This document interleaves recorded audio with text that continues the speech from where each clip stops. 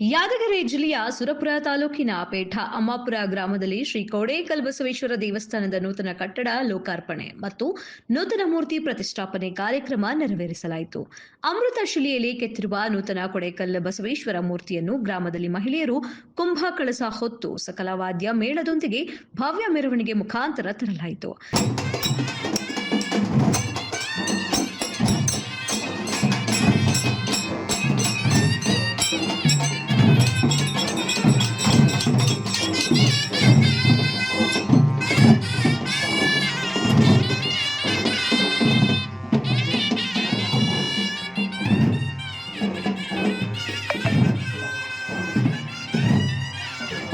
ಕಾರ್ಯಕ್ರಮದ ದಿವ್ಯ ಸಾನ್ನಿಧ್ಯವನ್ನ ಪರಮ ಪೂಜ್ಯ ಶ್ರೀ ಋಷಭೇಂದ್ರ ಅಪ್ಪನವರು ಕೊಡೇಕಲ್ ವಹಿಸಿದ್ರು. ಸಾನ್ನಿಧ್ಯವನ್ನ ಶ್ರೀ ಶಬ್ರ ಜಯ ಸಿದ್ದೇಶ್ವರ ಶಿವಾಚಾರ್ಯ ಮಹಾಸ್ವಾಮಿಗಳು ಹಿರೂರ, ಪೂಜ್ಯ ಶ್ರೀ ಕಾಳಹಸ್ತೇಂದ್ರ ಮಹಾಸ್ವಾಮಿಗಳು ಶಹಾಪುರ, ಪೂಜ್ಯ ಶ್ರೀ ಮೌನಯ್ಯ ತಾತಗುಳಿ ಸುಕ್ಷೇತ್ರ ತಿಂತಣಿ, ಪೂಜ್ಯ ಶ್ರೀ ರಾಮಶರಣರು ಪೇಠ ಅಮ್ಮಾಪುರ ವಹಿಸಿದರು.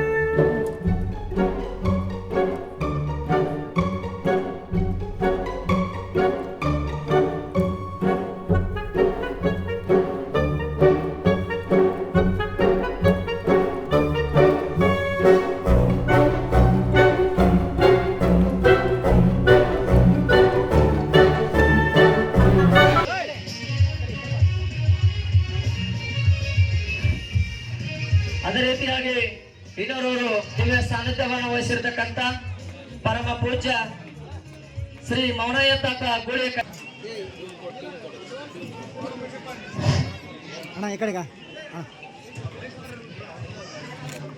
ಗ್ರಾಮದ ಹಿರಿಯ ರಾಜಕೀಯ ಮುಸ್ತರ್ಜಿಗಳು ಹಾಗೂ ಕೆಪಿಸಿಸಿಯ ರಾಜ್ಯ ಪ್ರಧಾನ ಕಾರ್ಯದರ್ಶಿಗಳಾಗಿರ್ತಕ್ಕಂಥ ಸನ್ಮಾನ್ಯ ಶ್ರೀ ವಿಠಲ್ ವಿ ಯಾದವ್ ಅವರಿಗೆ ಮಾನಪ್ಪ ಕಾಮನಟಿಗೆ ಹಾಗೂ ಮಾನಪ್ಪ ಬಾವಿ ಅವರು ಸನ್ಮಾನಿಸಿ ಗೌರವಿಸಬೇಕಾಗಿ ಕೇಳಿಕೊಳ್ಳುತ್ತೇನೆ.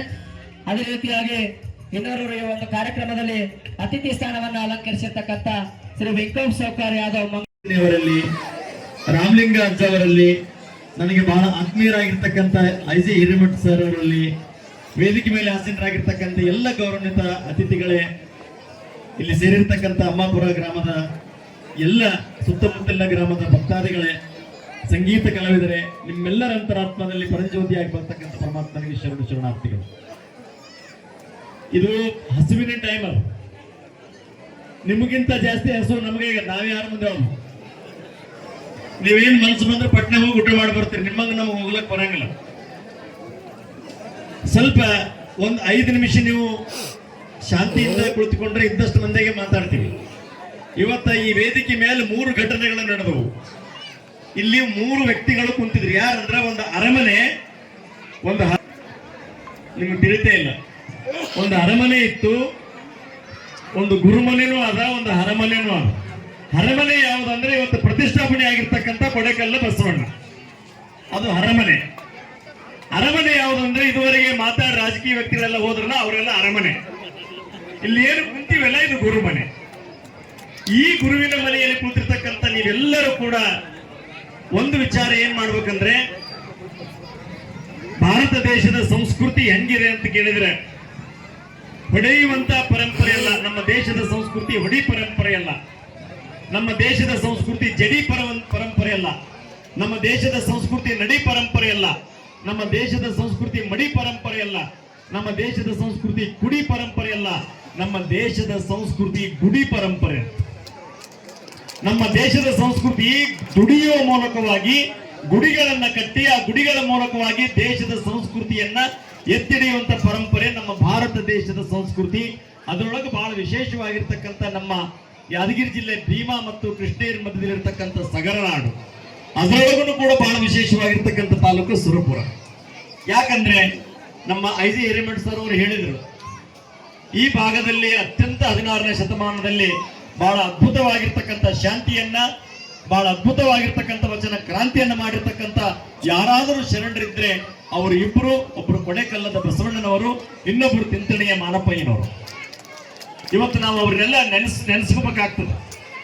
ಜೀವನದಲ್ಲಿ ನಾವು ಏನ್ ಅಂದ್ಕೊಂತೀವಿ ಅಂದ್ಕೊಂಡದ್ದೇ ಆಗ್ತದಂತ, ಆದ್ರೆ ನಾವು ಅಂದ್ಕೊಳ್ತಕ್ಕಂಥ ಮನಸ್ಸು ಕರೆಕ್ಟ್ ಇರ್ಬೇಕಾಗ್ತದೆ. ಒಬ್ಬ ಹೆಣ್ಮಗಳು ಕುಳ್ಳು ಮಾಡುವಾಗ ಬಸವಣ್ಣ ಬಸವಣ್ಣ ಬಸವಣ್ಣ ಅಂತಿದ್ಲ, ಬಸವಣ್ಣ ಬಸವಣ್ಣ ಬಸವಣ್ಣ ಅನ್ಕೋದು ಕುಳ್ಳು ಮಾಡ್ತಿದ್ಲ. ಒಂದ್ ದಿವ್ಸ ಏನಾಯ್ತಂತ, ರಾತ್ರಿ ಕುಳ್ಳು ಮಾಡಿ ಮಕ್ಕೊಂಡಳ, ಕುಳ್ಳು ಕಳವಾದ ಅಂತ ಮುಂಜಾನೆ ಹೋಗಿ ಅವ್ ಯಾರ ಕಳು ಮಾಡ್ಕೊಂಡು ಹೋಗಿದ್ರಂತ. ಕುಳ್ಳು ಹೋಗಿ ಊರನ ಗೌಡ್ರ ಮುಂದೆ ಕಂಪ್ಲೇಂಟ್ ಮಾಡ್ಲಿಂತ್ರಿ, ಇವಾಗ ನಿನ್ ಪೊಲೀಸ್ ಸ್ಟೇಷನ್ ಇರ್ಲಿಲ್ಲ, ನಮ್ಮ ಮನೇನ ಕುಳ್ಳು ಕಳುವಾಗಿ ಅವ್ರಿಗಪ್ಪ ಹೋಗಬೇಡ ತಂಗಿ, ಯಾಕೆ ವಿಚಾರ ಮಾಡ್ತಿ, ನಾನು ಎಲ್ಲ ರೊಕ್ಕ ಕೊಡ ತಗೊಂಡ್ರಂತ ಗೌಡ್ರು. ಇಲ್ರಿ ಅಪ್ಪ ನನಗೆ ಅವೇ ಕುಳ್ಳು ಬೇಕು, ಕಳು ಮಾಡೋದು ಕುಳ್ಳು ಇಲ್ಲಿ ಸಿಗ್ತಾವ ಹುಚ್ಚಿ ನಡಿ ಅಂದ. ಇಲ್ಲಪ್ಪ ನನ್ನ ಸಂಘಟನೆ ತಿರುಗಾಡ ಹುಡುಕಾಡ್ತಂದ್ರ.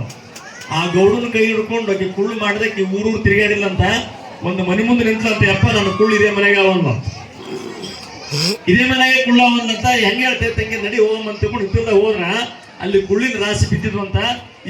ಈ ಮುದುಕಿನ ನೋಡಿ ಆ ಕುಳ್ಳುಗಳು ಬಸವಣ್ಣ ಬಸವಣ್ಣ ಅಂತಿದ್ವು. ಆ ಓಸು ಕುಳ್ಳು ಬಸವಣ್ಣ ಬಸವಣ್ಣ ಅಂತ ಕುಣಿತಿದ್ವು ಅಂತ. ನಾ ಯಾಕೆ ಮಾತು ಹೇಳ್ತೀನಂದ್ರೆ, ಯಾವ ಮನುಷ್ಯ ಏನ್ ಅನ್ಕೊಂತಾನ ಅಂದತಿ ಆಗ್ತದಂತ. ನೀವು ಪ್ರಪಂಚ ಮಾಡುವಾಗ ಅಂಗಡಿ ಕುಂದ್ರಿ ವ್ಯಾಪಾರ ಮಾಡಾಗ ಬಸವಣ್ಣ ಬಸವಣ್ಣ ಬಸವಣ್ಣ ಅನ್ರಿ. ನೀವು ಮುಟ್ಟಿದಂತ ರೊಕ್ಕ ನೀವು ಮನೆಗೆ ಬಂದ್ರೆ ನಿಮ್ಮ ಮನೆ ಎಲ್ಲ ಬಸವಣ್ಣ ಮನೆ ಆಗಿರ್ತದೆ. ನೀವು ಸಂಸಾರ ಮಾಡುವಾಗ ಬಸವಣ್ಣ ಬಸವಣ್ಣ ಅನ್ರಿ. ಅದಕ್ಕ ವಚನದಲ್ಲಿ ನಾಮಾಮೃತ ತುಂಬಿ, ಕಿವಿಯಲ್ಲಿ ನಿನ್ನ ಕೀರುತಿ ತುಂಬಿ, ಮನದಲ್ಲಿ ನಿನ್ನ ನೆನಹು ತುಂಬಿ, ನಯನದಲ್ಲಿ ನಿನ್ನ ಮೂರ್ತಿ ತುಂಬಿ ಅಂತ ಹೇಳ್ತಾರ.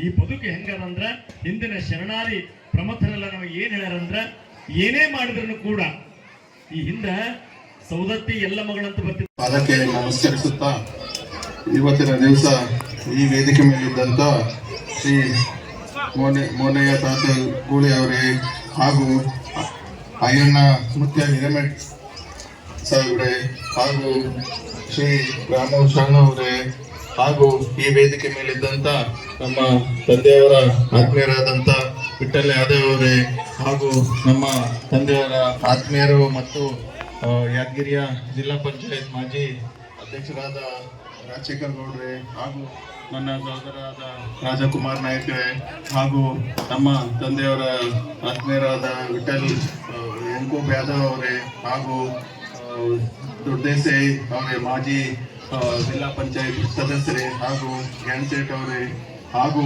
ಇಲ್ಲಿ ಸ್ವತಂತ್ರ ಹೋರಾಟಗಾರರು ಶ್ರೀ ಸಂಗಪ್ಪ ಮಂಟ್ಯ ಅವರಿಗೂ ಸ್ವಾಗತವನ್ನ ಹೇಳ್ತೀನಿ. ಈ ಒಂದು ಸಮಾರಂಭದಲ್ಲಿ ಸ್ವಾತಂತ್ರ್ಯ ಹೋರಾಟ ಮಾಡಿದಂಥ ಅವ್ರಿಗೆ ಕೋಟಿ ಕೋಟಿ ನಮನಗಳನ್ನು ಹೇಳ್ತೀನಿ. ಯಾಕಂದ್ರೆ ಇವತ್ತಿನ ದಿವಸ ನಾವೆಲ್ಲರೂ ಇವತ್ತಿನ ದಿವಸ ಈ ಒಂದು ಕಾರ್ಯಕ್ರಮ ಮಾಡಕತ್ತೀವಿ ಅಂತ ಹೇಳಿದ್ರೆ ಸಂಗಪ್ಪ ಮಂಟೆ ಅವರು ಹಾಗೂ ಇನ್ನಿತರ ಹಲವಾರು ಏನು ಈ ಒಂದು ಸ್ವಾತಂತ್ರ್ಯಕ್ಕೆ ಹೋರಾಟ ಮಾಡಿದಂಥ ಹಲವಾರು ಜನರು ಇದ್ದಾರೆ. ಅವ್ರಿಗೆಲ್ರಿಗೂ ಇವತ್ತಿನ ದಿವಸ ನಾವು ಸ್ಮರಿಸಬೇಕು ಅನ್ನೋ ಒಂದು ಮಾತನ್ನ ಈ ಸಂದರ್ಭದಲ್ಲಿ ನಾನು ಹೇಳ್ತೀನಿ.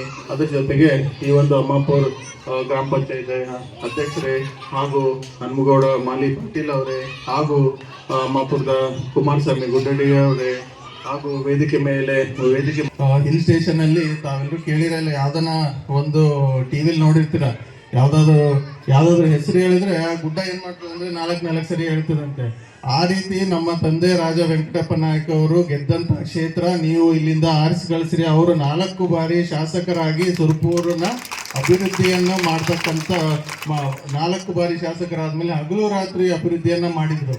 ಆ ಒಂದು ಕ್ಷೇತ್ರದಲ್ಲಿ ನಮ್ಮ ಕೊಡೆಕಲ್ ಬಸವಣ್ಣ ದೇವಸ್ಥಾನ ಇವತ್ತು ಪ್ರತಿಷ್ಠಾಪನೆ ಇವತ್ತಿನ ದಿವಸ ಆಗ್ತದೆ ಅಂತ ಹೇಳಿದ್ರೆ ಬಹಳಷ್ಟು ಶುಭ ದಿವಸ ಇವತ್ತಿನ ದಿವಸ ಅಂತ ಹೇಳ್ಬಿಟ್ಟು ತಮ್ಮೆಲ್ಲರೂ ನಾನು ಹೇಳಲು ಇಷ್ಟಪಡ್ತೀನಿ. ನಾನು ಈ ಸಂದರ್ಭದಲ್ಲಿ ಅದರ ಜೊತೆಗೆ ಇನ್ನೊಂದು ಮಾತನ್ನ ಏನು ಹೇಳ್ಬೇಕಂತ ಹೇಳಿದ್ರೆ, ಇವತ್ತಿನ ದಿವಸ ನಾವೆಲ್ಲರೂ ಪ್ರತಿಜ್ಞೆ ಮಾಡಬೇಕು. ಏನು ಪ್ರತಿಜ್ಞೆ ಮಾಡಬೇಕು ಅಂತ ಹೇಳಿದ್ರೆ, ನಾವು ಗುಡಿಯ ಉದ್ಘಾಟನೆ ಕಾರ್ಯಕ್ರಮಕ್ಕೆ ಬಂದೀವಿ. ಆ ಕಾರ್ಯಕ್ರಮದಲ್ಲಿ ನಾವೇನು ಪ್ರತಿಜ್ಞೆ ಮಾಡಬೇಕು ಅಂದರೆ, ನಾವು ಶಾಂತಿ ಕಾಪಾಡ್ತೀವಿ. ಯಾಕಂದರೆ ನಮ್ಮ ಹಿರಿಯರೆಲ್ಲ ನಮಗೆ ಸ್ವಾತಂತ್ರ್ಯ ಕಲ್ಸ್ಕೊಟ್ಟಾರೆ. ಯಾಕಂದ್ರೆ ಬ್ರಿಟಿಷರು ಅವ್ರು ಬಂದಾಗ ಬಹಳಷ್ಟು ಏನಂತಾರೆ ಎಲ್ಲರ ಮೇಲೆ ದಬ್ಬಾಳಿಕೆ ಮಾಡ್ತಾ ಇದ್ರು. ಆ ದಬ್ಬಾಳಿಕೆ ಇರಬಾರ್ದು ಅಂತ ಹೇಳ್ಬಿಟ್ಟು ಅವರೆಲ್ಲ ಹೋರಾಟ ಮಾಡಿಬಿಟ್ಟು ಇವತ್ತಿನ ದಿವಸ ನಮಗೆ ಏನು ಹೋರಾಟ ಮಾಡಿ ನಮಗೆ ಸ್ವಾತಂತ್ರ್ಯ ತಂದು ಕೊಟ್ಟಾರ. ಅದನ್ನ ಕಾಪಾಡ್ಕೊಂಡು ಹೋಗ್ಬೇಕು. ಅವ್ರಿಗೆಲ್ರಿಗೂ ನಮ್ಮ ಹಿರಿಯರ ಆಶೀರ್ವಾದ ನಮ್ಗೆ ಸಿಗಬೇಕು ಅಂದ್ರೆ ನಾವೆಲ್ಲರೂ ಪ್ರತಿಜ್ಞೆ